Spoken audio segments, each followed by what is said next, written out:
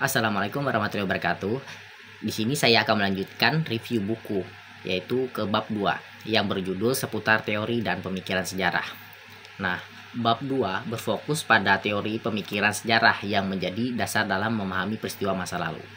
Salah satu teori penting adalah teori gerak sejarah yang membahas bagaimana perubahan sosial, ekonomi, dan budaya berlangsung dari masa ke masa. Teori ini mencakup pandangan determinisme sejarah yang menyatakan bahwa peristiwa masa lalu sangat dipengaruhi oleh faktor-faktor tertentu seperti lingkungan, teknologi, atau kebijakan manusia. Dengan memahami pola gerak sejarah, para peneliti dapat mengidentifikasi tren dan pola dalam perkembangan masyarakat. Selain itu, teori persebaran kebudayaan juga menjadi sorotan dalam bab ini. Teori ini menjelaskan bagaimana budaya berpindah dari satu wilayah ke wilayah lainnya melalui interaksi manusia, seperti perdagangan, migrasi, atau penaklukan. Teori ini penting dalam konteks sejarah Indonesia yang banyak dipengaruhi oleh kebudayaan asing melalui jalur maritim. Seperti contohnya, kebudayaan Hindu Buddha dan Islam masuk ke Nusantara melalui jalur perdagangan nasional, yang kemudian membentuk fondasi peradaban masyarakat Indonesia.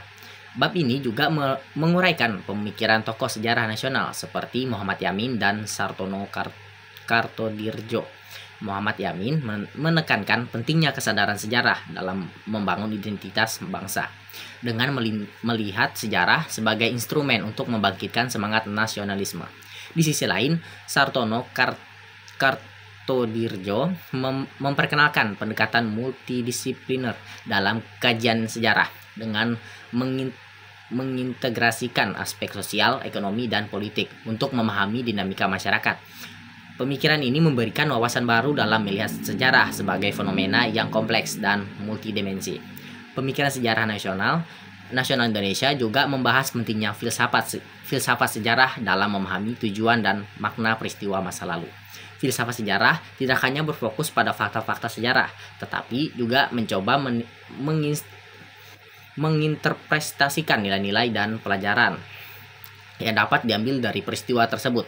Pemikiran ini relevan dalam konteks membangun identitas bangsa, terutama di era modern yang penuh dengan tantangan globalisasi. Kesimpulannya, bab 2 memberikan landasan teoritis yang kuat untuk memahami sejarah sebagai disiplin ilmu. Teori-teori sejarah tidak hanya membantu dalam merekonstruksi masa lalu, tetapi juga memberikan perspektif kritis dalam melihat perkembangan masyarakat dari waktu ke waktu. Dengan pendekatan yang komprehensif, sejarah dapat menjadi alat yang efektif untuk memahami perubahan sosial, budaya, dan politik dalam masyarakat. Nah, mungkin itu saja hasil review saya di bab kedua.